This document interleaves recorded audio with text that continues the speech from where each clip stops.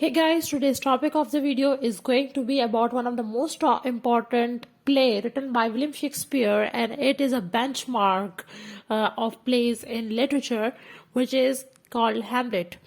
In this video, we will be discussing the introduction, summary, main characters, analysis of all acts, major themes, and quotes given in Hamlet, written by William Shakespeare. But before starting, I will suggest you to subscribe to my channel so that you can get all the literary videos. Also follow me on Instagram so that you can get all the literary updates from there. So starting with the introduction of Hamlet. Hamlet is a Shakespeare's drama.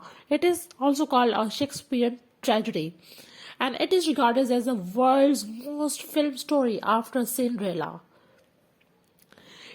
William Shakespeare wrote it during the first part of the 17th century and first performed probably in July 1602. Shakespeare influenced by the story of a Danish prince whose uncle killed his father and marries his mother and claims the throne. The story of a prince who wants revenge of his father's death by his uncle. It's the story all about this. All about this theme. Hamlet suffers philosophical problems that he cannot solve. Moving towards the major characters of the play, first is the famous character, which is Hamlet, who is the hero protagonist of this whole play, and he's the prince of Denmark. He's the son of Gertrude, and his father is killed by his uncle Claudius, and he is the nephew of Claudius. Who is Claudius? Claudius is the king of Denmark. He's the brother of King Hamlet, who is the father of Hamlet, and uncle and stepfather to Hamlet. And he is Gertrude's second husband. Polonius. Who is Polonius? Polonius' father is the father of Ophelia and Laertes, and he is advisor of King Claudius. Ophelia is lover of Hamlet, and she is daughter of Polonius and sister of Laertes.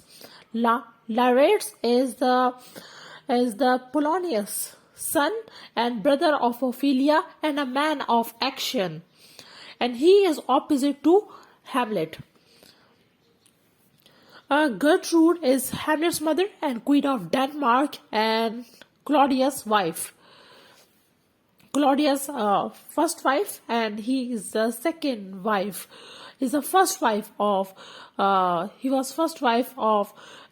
deceased king Hamlet. Fortinbras is a prince of Norway, and he is king of Denmark after Hamlet's death. At the end of the story, in the end of the play, Horatio is Hamlet's faithful friend from university. Who is the Ghost? The Ghost come and goes in the play is Hamlet's dead father. He is former king of Denmark and first husband of Gertrude. Rosencrantz and Guildenstern are Hamlet's friends. Moving towards the summary of this play, something is written in the state of Denmark. It is a quote by William Shakespeare in the starting of this play. The late king of Denmark, who is the father of Hamlet, Goose tells Hamlet that he has murdered by Claudius. Hamlet decides to take revenge. Claudius wants to kill Hamlet, and because he knows Claudius, the play ends with a duel in which all major characters die, including Hamlet himself, Claudius, Ophelia, Laertes, and Queen. Moving towards the all summaries of all acts. Moving towards first act, starting with first act, Claudius has killed the former king Hamlet. He's the father of Hamlet and has married his wife Gertrude and has become a king. Hamlet's father Goose appears and describes his death and compels Hamlet to seek his revenge. He says, the serpent that did sting thy father's life now wears his crown. It signifies the role of Claudius in his death. Hamlet says that his mother has committed adultery with Claudius as she has married with him with haste. In much haste, Hamlet decides to set madness all over him to know the truth. He behaves strangely. Polonius tells Ophelia to stay away from Hamlet and his love. Otherwise, it will ruin her reputation. Moving towards second act, Polonius sent his servant Rinaldo to spy on Lares in France. Ophelia meets Hamlet and she rejects him. Ophelia is upset over her meeting with Hamlet and his madness. Polonius has three possible reasons for Hamlet's behavior. First is the rejection by Ophelia. And second is the sudden change of circumstances, like Gertrude and Claudius's marriage and Claudius becoming a king. And third is he's still grieving for his father. Polonius thinks that it's Ophelia's rejection, and he goes to inform Claudius. Claudius sends Hamlet's friend to spy on Hamlet's madness. Polonius suggests the king and queen to spy on Hamlet as he talks to him. They find that he is answering with riddles. He says, though this madness be this madness, yet there is a method in it. A team of players have to play in the royal court. Hamlet suggests that the murder of Gonzago must be played for Claudius to know his condition. In third act, Hamlet finds Claudius praying in a room alone. It is a good opportunity for him to kill Claudius. And it is a soliloquy when he narrates when he misses the opportunity. To be or not to be, this is the question. Whether this nobler in the mind to suffer the slings and arrows of outrageous fortune, or to take arm against a sea of troubles and by opposing them. But he doesn't kill him, thinking that he is praying for forgiveness, and by killing him this time, Claudius will straightly go to heaven, and he would escape from his punishment of a murderer. In fourth act, Claudius comes with a plan that Lares will kill Hamlet in a duel with his poisoned sword to avenge Polonius' death. Claudius also wants to give Hamlet a poisonous drink to kill him away. Gertrude comes with a news that Ophelia had killed herself by drowning.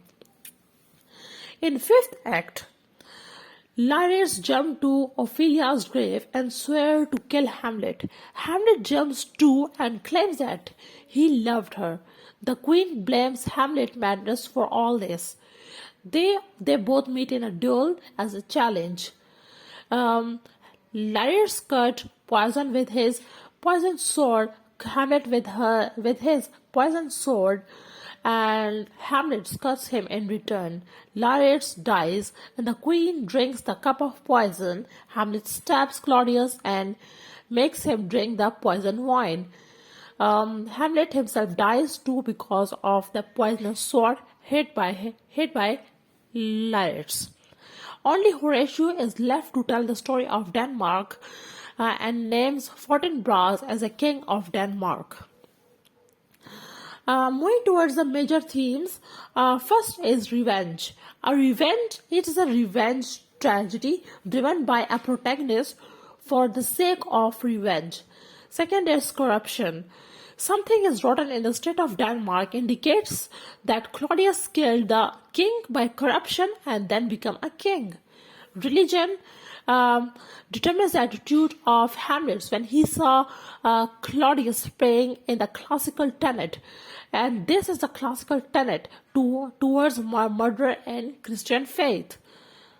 he doesn't want to kill Claudius because by killing him while praying will cause him to step in heaven, and he doesn't want to send Claudius to heaven. Politics. Political engineering by Claudius indicates the politics in the play. He marries Gertrude to gain the throne. Women. This play is little misogynistic. Frailty, thy name is woman, indicates the misogyny, the frailty of women. Love. Hamlet loved Ophelia. Lyrates loved his sister and swore to avenge her death. Action and inaction is another theme in the play, and the whole play surrounds the inactivity of Hamlet. Hamlet is charged with revenge, but his psychological and emotional complexity compelled to opt inaction. Inaction or action and inaction is signified in the court to be or not to be. Honor. Honor is a driving theme of this play. Hamlet, Fortinbras, and Lyrates, all three wanted to have revenge to fulfill their duty of honor. Last theme is death. The ghost of Hamlet's father is the indication of death. So thanks for watching. I hope you will like or dislike this video. Also comment in the comment box for further inquiry, and also subscribe to our channel if you like this video. Thank you.